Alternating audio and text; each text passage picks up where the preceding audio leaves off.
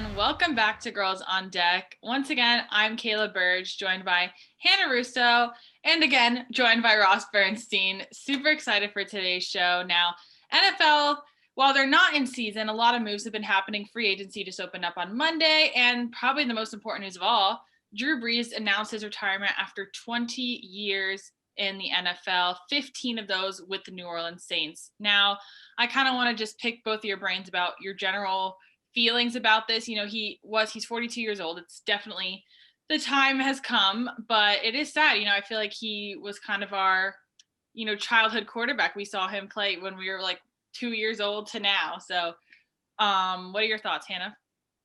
Honestly, I do agree it was time for him to retire. I know his four kids helped him announce his retirement. They said after 15 years with the Saints and 20 years in the NFL, our dad's finally going to retire so he can spend more time with us. And then they all cheered. It was really sweet and it was really heartwarming. So while I'm sad to see him go, I'm very excited for him to be able to spend more time with his family and watch his kids grow up. Ross?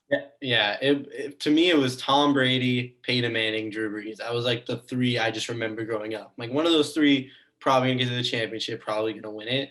But yeah, he's 42. Like obviously, he was still a great football player, but the last 3-4 years he's declined. Obviously, they've had an amazing offense in New Orleans, which has helped him kind of like extend his career a couple more years, make viable seasons, but. I think he just wanted to spend time with his family. You know, he could have maybe stretched out another one or two. I think he had it in him, but I don't think he was ever going to be able to play at the level he expects of himself. So, although it's sad to leave, it goes even more to show you how Tom Brady is a different animal because aren't they the same age? If I'm not mistaken, they're both 42. Tom Brady's still very obviously kicking. I'm sure we'll talk about he got an extension, but it shout out to Drew Brees, but this just is another stat. That's the second thing I thought of. Once I was like, this is amazing, get to hang out with his family and all that. I'm like, Tom Brady's still doing this, and I don't think he's retiring anytime soon. But shout out Drew Brees, an amazing career, an amazing legacy in New Orleans, and definitely will miss seeing him. And it's going to be weird seeing a different quarterback with the gold and white next year. Absolutely. I think, again, like I said, like for most of our lifetime, we've seen him with the Saints, and he's just been a name, like you said, Peyton Manning and Tom Brady. And I think it shows just how great of a player he is. Even on his like decline these past 3 years, he's still one of the best quarterbacks in the league. So it's just phenomenal. He's the all-time leader in career passing yards, ranked second all-time in touchdown passes and completion percentage. I mean, the list goes on. He's just a phenomenal player. And when I was reading, I feel like we kind of forget that he came into New Orleans at a time when they needed a face. They needed someone to like bring them back. Hurricane Katrina has just devastated the entire city, and him and Coach Sean Payton came in at the same time in 2006 to the New Orleans Saints. And I think what he's done for the city and what he's just done in general, it's beyond just playing the game. I think he's just, as a person, just done phenomenal things, and I don't think it stops. No, it doesn't. And him and Sean Payton both came in right after Hurricane Katrina, like you said, but Drew Brees also came in off of an injury, and he was right in there for 2006 week 1 of training camp. He's definitely showed that New Orleans is his home and he's a name. Oh, he's a trooper. I mean, after this season alone, when he had that Exactly. horrific injury and he came back in the end, unfortunately, I kind of wish he would have won the game against Tom Brady if he was going to go out, whatever. Mm-hmm. But, you saw him bounce back. That guy is consistently bouncing back. And I think, he said it in an interview. He said that this wasn't just he woke up one day and was like, I'm going to retire. He's been thinking about this for a couple years. And, inevitably, I think he was waiting to see how this year played out. And I feel like had he not gotten injured, maybe would have seen another year out of him. But it's hard. I think that's the tricky thing about being an older quarterback is you don't bounce back from injuries like you did back in 2006 when he could bounce back from that shoulder injury. He can't bounce back the same. And I think, at the end of the day, he's like, I have 4 kids. I have a wife. Like, I got to make sure I'm healthy for them. Yeah. Yeah. And also with like a younger quarterback in the wings, like I think he understood that they were priming him to leave. Like the organization is in good hands. I'm sure he's taught Winston a lot in his one season. Hill, for as many seasons as he's been there, has probably learned a lot from Brees. So I think he understood that like the combination of everything is still there, and they're still going to be a really good team next year. Like I don't think just because they're losing Drew Brees, they're going to fall to the bottom of the league and get ready for a lottery pick. No, they're a very viable team still. They're definitely going to be a playoff contender, even with a Hill or a Winston, depending on their performances. So I think the combination of seeing with his kids, and he's going to lead the organization he loves on a really good note, and with a lot that they're still able to do, it just made sense that this is the time right now. Yeah, exactly. Absolutely. He's been playing every season since 2017, like it was his last. So he played really well. He was a trooper through his injury, and now it's time for him to see what's next with his family and with his kids. Yeah. Absolutely. It's time for him to pass the torch, like you said, now going into Jameis Winston. He just signed a 1-year deal with the Saints. And, you know, Hannah, it's the battle between him and Taysom Hill now for starting quarterback.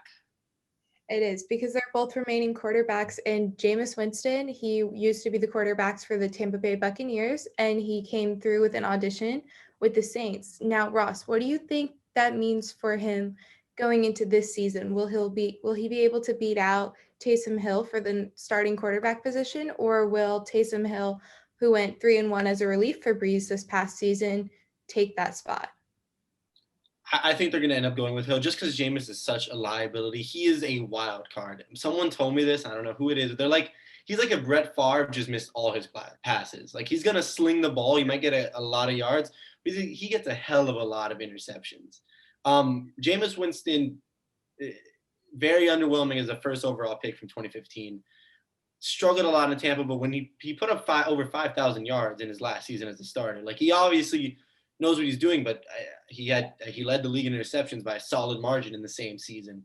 So I think with a coach like Payton, a very experienced coach, I don't know if he's willing to take those risks when Hill seems like the more safe option, and he could do a lot of the things Winston can do, but maybe he doesn't have maybe the ceiling that Winston does, but his floor is a lot higher.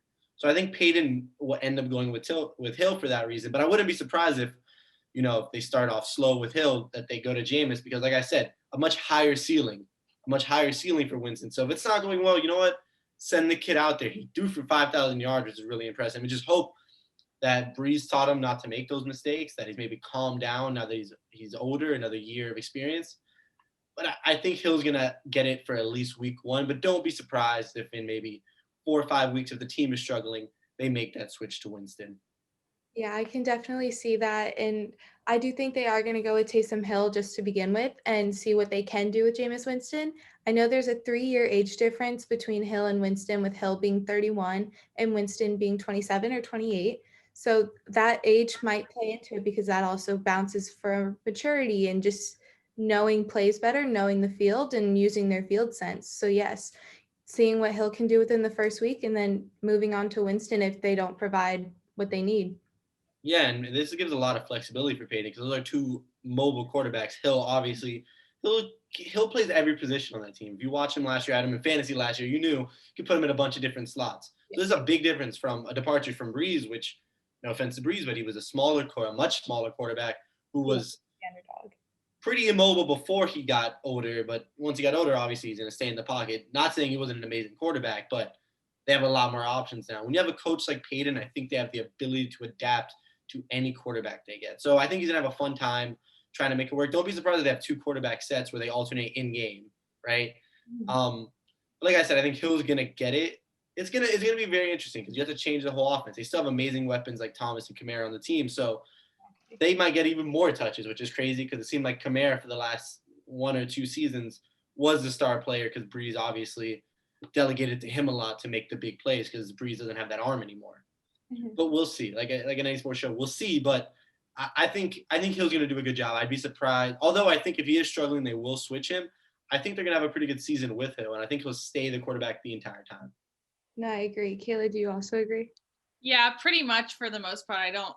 I don't know, though, that he'll stay the quarterback for the whole time. I think, they're going to see what Winston does. And, if there's an opportunity where he can come in and show his stuff, I think that's going to happen. But I do think Taysom Hill will be the safer bet to start with. They want to stay at consistency. They're not a bad team. They're not going to be a bad team even after losing Brees. So they don't want to completely change up everything right off the bat. Taysom Hill's been with the team for a little bit longer. I think that'll just be a more viable option for them. But yeah, I don't think the Saints are going to be of worry at all. I think they're going to really make Drew Brees proud. He's going to be on the opposite side. He'll be reporting for NBC Sports now, so he'll be in a different position, but still really close to the team. Now going into another older player that we mentioned earlier that everyone knows, it's a household name, Tom Stinkin' Brady. It's speechless. Drew Brees is retiring, and this man signs another 1-year contract with the Tampa Bay Buccaneers. Now, the contract was a little confusing. I know a lot of people were trying to figure out the little issues with that, but this is what I read. Brady gets $20 million signing bonus. However, $15 million won't be paid until 2022. Brady also gets a $20 million roster bonus this month, along with a minimum salary of $1.075 million. So sounds like a lot, but basically the man's still making millions of dollars. He's still Tom Brady, and he's still playing, which for me, I expected it. We all expected it. He announced that, a couple weeks ago. But it makes me nervous being that he's an older player. We saw what happened to Drew Brees last year out of nowhere, a horrible injury. He was able to bounce back, but you never know football is so dangerous. And again, like we said earlier, it's hard as you get older to bounce back from certain injuries. So do you think health-wise for him it was a smart move, Ross, or do you think it's Tom Brady, let's see how long he can go? Yeah, it doesn't hurt him to take the guaranteed money. So I think it's a smart move for him. Of course I think it's a smart move for him. What the worst case scenario, God forbid, but he gets injured, he still got the guaranteed money, and Tampa Bay has to deal with it. So on Tampa Bay's part, listen, there's death, taxes, and believing in Tom Brady. There's 3 things guaranteed in this life, because I have witnessed Tom Brady do things that I did not know was humanly possible. So, yeah, it makes perfect sense for Brady. If I remember correctly, I know this contract convoluted, but he takes somewhat of a pay cut to give them more flexibility in free agency. I'm not sure, but he's doing what's best for the team. But with almost all their star players returning, run it back, right? At worst case scenario, you get injured. Who's upset at a 43-year-old quarterback getting injured or surprised by it, more likely? I never would doubt Tom Brady. It's simple to say. I did it last year. I thought he was going to have a horrific season. I didn't think Tampa Bay would really – I think maybe they would contend for the playoffs because they're stacked on every other roster spot, but I definitely didn't think they'd pick the Chiefs. I thought that was a lock, at least in the Super Bowl. I'm like, all right, they got this far. Patty Mahomes got this. No, it's still Tom Brady, still the best quarterback ever. Not in the league right now, but, man, the avocado tequila is something else, whatever it's doing. Listen, man, run it back, right? Sign the contract. It gives no hurt to you. You got the guaranteed money. I'm sure they're going to invest every single dollar into the offensive line, which is already an amazing offensive line, because as long as you don't hit him, he can just stand there, take his 3-step drop, and he's still one of the smartest quarterbacks in the league. Athletically, obviously, he's going to be slow a step, but his brain is still the best in the league. That's all that really matters. So, yeah, hey, run it back. I'm not mad that he signed it. Of course, happy Gronk followed suit, because at this point, Gronk's retiring when Brady's retiring, because you might as well keep winning championships. If you know this man's playing, you know you have a good shot at winning a championship. So just run it back. I think Tampa's going to have another great season. They're probably going to be a top contender for the Super Bowl again. And listen, if he gets another one, who's surprised? Who's surprised at this point? There's nothing. It would do nothing for me. If he's going to win 8, he wins 8. Yeah, and I think, something I love about Tom Brady is that, a lot of quarterbacks, I think Peyton Manning was like, oh, I want to win one more and then I'll retire. Drew Brees, would have liked to win one more before retiring. Tom Brady's like, I won one more, let's go again. Yeah. Let's go again. And he just lived off of that high. And I think it's so funny, and I think good for him, again, I just get nervous that little part of me is like, oh, if he gets injured, that's But I love seeing him play. I think it's awesome. It's like Tom Brady's like watching LeBron in basketball. It's just, you'd love to see them play and you want them to play forever. So I think it's exciting. I know he's guaranteed through the 2022 season with them. Gronk's back, like you said. I really think I'm excited to see them. I think they're a team to bet on again. I don't see them not entering the Super Bowl again. That might be a bold prediction, but I feel like we saw what happened last year. It's going to happen again. I want a rematch. That's what I want. I want Mahomes to get one more shot at it. But that's my bold prediction. I think there was going to be a rematch. There's still they're basically running it back, both these teams. They're not doing a lot of adjustments. There's no reason they can't run it back. And I give Mahomes one more shot to beat the GOAT. Give him one more shot. One more shot. Yeah. Yeah, I know. Bill Belichick is quaking, but himself has made some moves now, Ross. What do you think about that? He's shaking in his boots, Kayla. I'm not gonna lie. That man is afraid. His legacy is slowly. He's still arguably the greatest coach of all time. But that used to not be arguably. That's changed. It's a little argument. It went from he's the greatest coach of all time to, was this really the Tom Brady way? Is the Patriots way even real? Does the Patriots way actually exist? This is just the Tom Brady way. Because listen, there's been one season I could do of analysis, and all I say is Patriots didn't make the playoffs. Tom Brady won the Super Bowl. I don't know, man. That's didn't make the playoffs, and the Dolphins are the reason they didn't. So that's what I'm talking about. But, that's what I wanted to note there. That man's spending money. I saw a report today that, if I get it correctly, he has spent in this free agency half the amount of money he spent in the last decade already. I think he spent $150 million so far. Spent $300 million the past decade. That could be wrong. I think I heard it on First Take. Either way, he's spending a lot of money, which is super uncharacteristic of Bill Belichick. And I think there's only one reason, and one reason only. It's because Tom Brady put the pressure on him.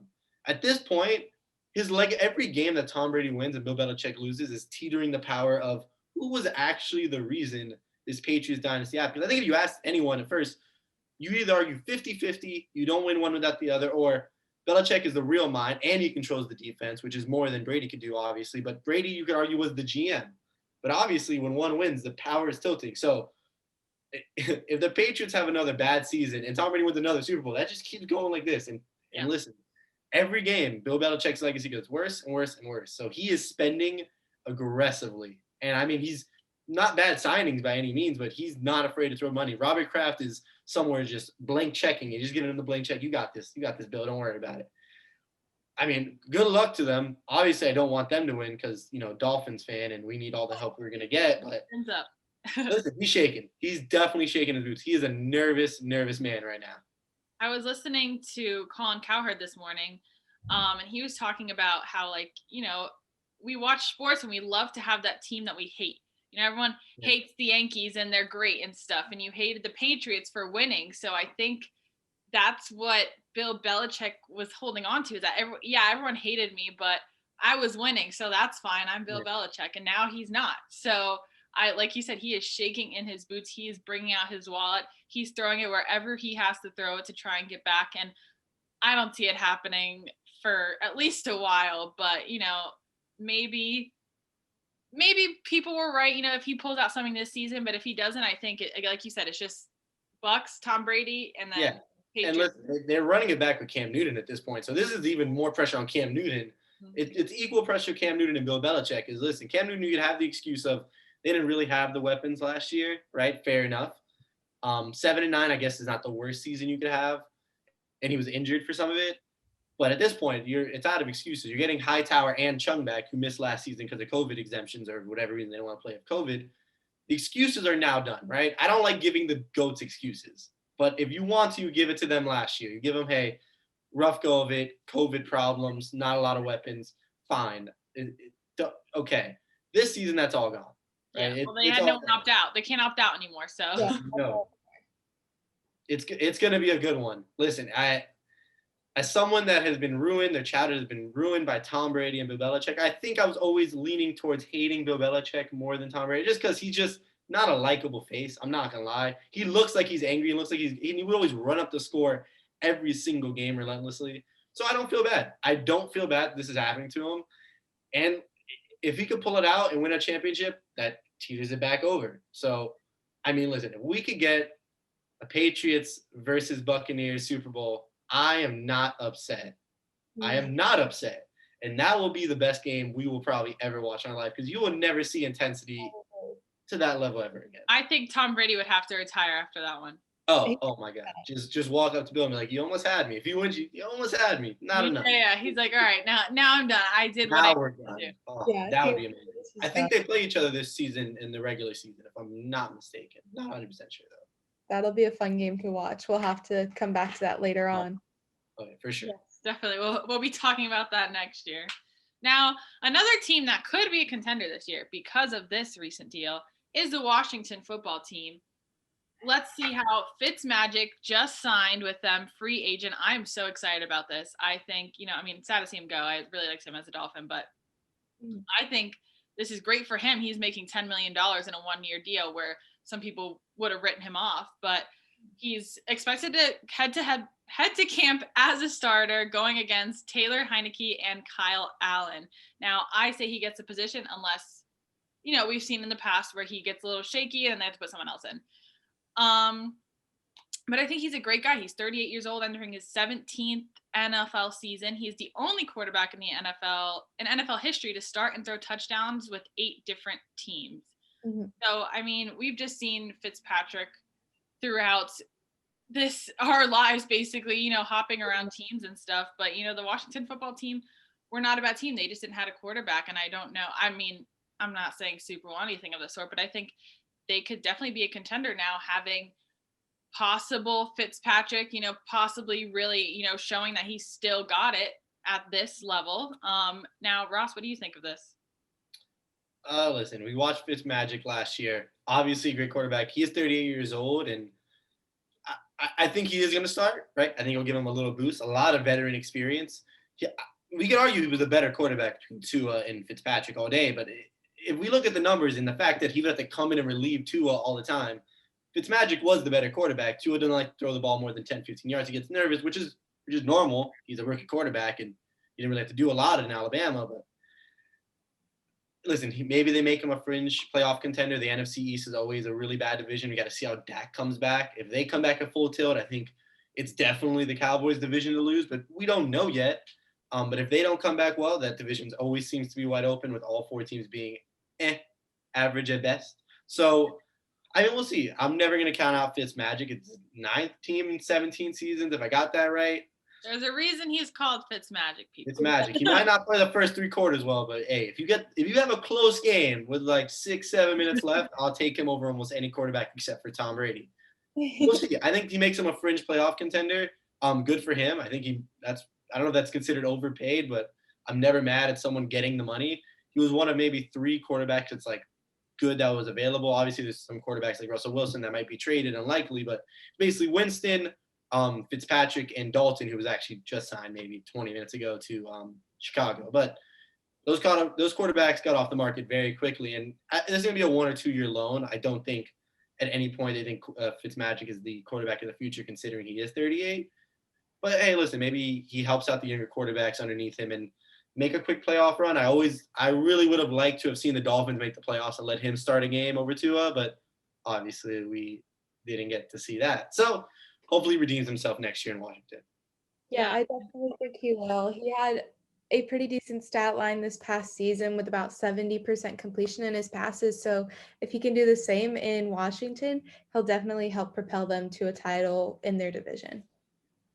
Yeah, and I mean, you'd hope that. He's an all-around great guy. I think one thing about him that, makes him stand out is that he had that leadership. Tua needed him last year. I think that was something that will help maybe Tua just learning this past season from Fitzpatrick will help him in the future, because he has the experience, and he has the experience on multiple teams. I mean, he has an insane amount of knowledge, I can only imagine, and has, led that on to Tua. And I think that's just something that is super important to having on a team. And, whether they have a fantastic season, the Washington football team, or not, I think he will leave something with them.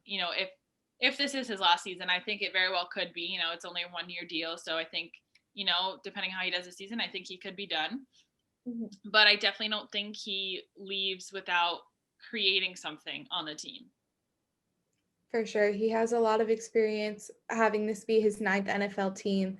So his maturity through all of that and his experience in what each different team has given him through his time playing will definitely help with his leadership with Washington, and will help them grow as a team and become a name that they had a little bit in the past but are now starting to bring back. Absolutely. Now. Yeah. And they might even have a name next year, like an actual mascot name. I think they're waiting for that. Mascot. Yeah, an actual mascot, an actual name. Like keep almost call them the other name that we would not mention. Yes. The Washington football team. Hopefully they come up with something for the beginning of the season, but I know, hopefully soon, because Washington football team is starting to like actually stick, and I don't think I want to. I need a new name to catch on. WFT, let's go WFT. I don't know if it's staying up there, but it is now. So it's hard. It's hard. All right. Well, when we come back, Ross is gonna go on a little rant about the Okung Bitcoin deal. Super excited. Can't wait. Stay tuned. Hey everyone, I hope you're enjoying today's episode on Hitting the Field Network. On my show, Take Me Out to the Podcast, we're bringing you the latest in MLB news and some incredible interviews with some incredible people, including Bobby from Outta Here Baseball, Bailey from Foolish Baseball, Dawson Wright, Alec Palmer from Momentum, and so many more. Be sure to tune in to Take Me Out to the Podcast every Thursday at 6 p.m. Eastern, only on HTFN.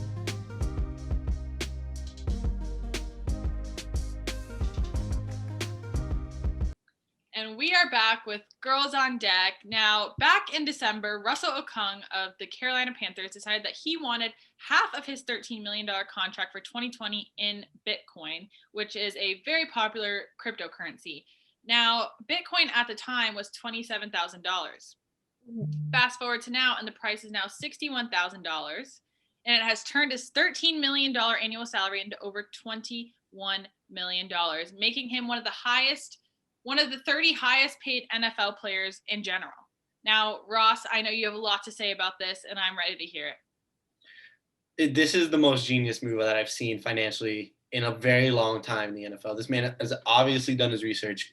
Listen, you can believe what you want about cryptocurrency. Who understands it? I'm a finance major, and it'd be very hard for me it's still hard for me to wrap my head around it and explain it to people. But at the end of the day, what Okung mattered about was very simple concept called inflation, which means for every year, your dollar is 2 to 3% less than it is right now. That's really the only thing that matters in this whole cryptocurrency. Obviously, with Bitcoin, there's a set amount which reduces inflation. So every dollar you make stays at that dollar or whatever Bitcoin, it's reduced inflation. He's obviously a very smart man because, listen, there's projections that in the next 5-6 years, Bitcoin could hit 100,000, 500,000. People even say $1 million. Because there's only 21 million Bitcoins in the entire world. No more, no less. People are still mining for them, which is a whole nother conversation. But listen, he's doubled his NFL contract off rip. The 13 million that he took in Bitcoin is now worth more than his entire and quarter contract as long as Bitcoin stays above 56,000, right? I'm not exactly sure about the flexibility, but it seems like he keeps that money in Bitcoin, which he could hold forever, right? You can hold Bitcoin for as long as you want. He is a smart man, and do not be surprised if we see this in the future. I believe Matt Barkley, 2019, if I got that stat wrong, I'm sorry, either 2019, 2018, or 2020, when he was trying to get back in the league, he asked his former teams, the 49ers and the Bengals. He wanted to do a similar thing to this, said, can I get my contract in Bitcoin? They both said no. Now, whether is that for the reason that it's Matt Barkley or it's because he asked for it in Bitcoin, we don't know, but if they said that 2-3 years ago and he got that, and maybe when it was like $7,000-$8,000, Matt Barkley would be the highest paid player in the NFL still. Okung will be the richest man in the NFL by his contract in the next 2-3 years, in my prediction. But like I said, right now, cryptocurrency is what we call a bullish run. So a bullish run means everyone's buying it. It's a bull. It's coming. It's attacking. Everyone's buying it. So people are predicting that it might go bearish, which means a lot of people are buying it, or not a lot of people are buying it. The price drops. So maybe in the short run, this could hurt Okung, but this is a long-term play anyway. He's going to hold this because Bitcoin there is going to be countries, people are predicting that there are going to be countries that switch over to Bitcoin. So they don't have to worry about inflation, or they are competing with the US dollar, competing with other foreign currencies. Listen, the only thing that could bite Okung in the butt is if the government starts to take over Bitcoin, which a lot of people say is not possible. They give a whole reason. I've tried to do my own research on it. It's pretty complicated, but you don't even know I forget his name, but the guy who invented Bitcoin or started Bitcoin, we don't even know if he's a real person. He just has a name. No one knows where it is. Bitcoin's in the air. It's like the cloud. It's the new version of the cloud. Where is it? What is it? People don't really know, but all we know is major companies are starting to accept it. The Mavericks are starting to accept cryptocurrencies, including Dogecoin, which is a way, way smaller coin at their venue. So that shows it's part of the future. And this is a genius move. And like they said, I think he's a top 5 player, officially top 5 paid player as far as offensive tackles go. I don't know if he's total in the league, but he's going to be the highest paid player in this league. And Richard Sherman was an early investor in Bitcoin maybe 4 or 5 years ago, and I think he sold when it was at like 6,000. But he was always. Don't be surprised if his next contract is in Bitcoin. Don't be surprised if a lot of other players start taking their contracts in Bitcoin because, like I said, there's no inflation. It's only going to go up and up and up. And obviously, like any other market or any other security that you're investing in, could go to $0, and then he loses 13 million. But I'm going to go with highly, highly, highly unlikely that happens based on trends in Bitcoin and what the experts are saying. Listen, man, he's thinking in the future. He's like the Spencer Dinwiddie of the NFL. Spencer Dinwiddie has started his own, I think, his own NFT, which is another thing that no one really understands, a non-fungible token, which basically is your own currency in a kind of way, but that's another thing that's going to be blowing up. You'll see a bunch of players starting their own NFTs, which don't be a surprise if Okung starts his own NFT. Listen, man, this is a great move. I really can't applaud enough for this. I highly doubt this will hurt him in any way. Maybe in the short run, a Bitcoin might drop down to maybe 40, 50,000. But in the long run, it's going to keep going up. Almost guaranteed, but you never know. This is going to set trends for the NFL and the NBA, MLB, NHL, whatever, MLS. This is going to start happening a lot. We might see with Dogecoin. We might see with other personal cryptos. This is genius. That's all I really have to say. I was amazed when I saw it because it just makes so much sense.